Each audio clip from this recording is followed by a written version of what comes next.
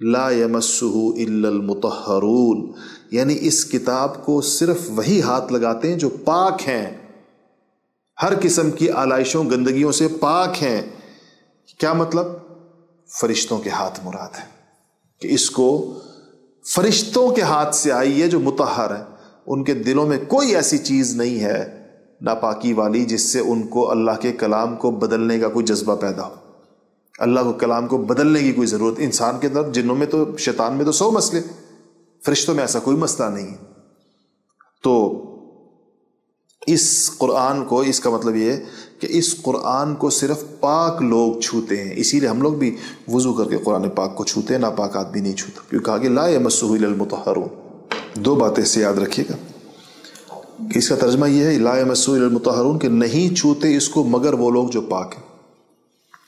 اس کا کیا مطلب ہے کہ اس کا ظاہر ہے ایک بات ہے، ظاہر یہ ہے کہ اس کو ہاتھ لگانے کے لیے ہمارے ہاں وضو کرنا ضروری ہے، یہ ظاہری پاکی ہو گئی۔ ایک قرآن کا ظاہر ہے یہ جس طرح میرے سامنے قرآن شریف رکھا ہوا ہے، اور ایک قرآن کا باطن ہے، یعنی قرآن کے مفہوم، قرآن کا معنی، قرآن کی تفصیلات۔ تو ایک انسان کا ظاہر ہے یہ میرا ہاتھ، اور ایک میرا باطن ہے میرا دل، ہر انسان کا۔ اب 2 چیزیں ہو گئی نا، قرآن کا بھی ظاہر یعنی یہ مصحف، انسان کا بھی ظاہر یعنی اس کے اعضاء، آرگنز۔ ایک قرآن کا باطن یعنی اس کا مفہوم، اس کے معنی، اس سے حاصل ہونے والا سبق، اور ایک انسان کا باطن، اس کا دل۔ تو قرآن کا اب ہم نے اپنے ظاہر کو پاک کر کے قرآن کو ہاتھ لگاتے، جس کا باطن پاک ہو اس کو قرآن کے باطن سے بھی فائدہ ہوگا۔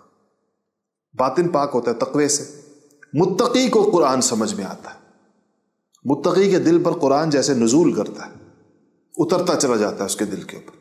تو اس لیے قرآن پڑھنے والے کو ظاہری باطنی طور پر پاک ہونا پڑتا ہے، صرف ظاہری طہارت کافی نہیں ہے، باطنی طہارت بھی چاہیے قرآن پاک سے صحیح معنوں میں مستفید ہونے کے لیے۔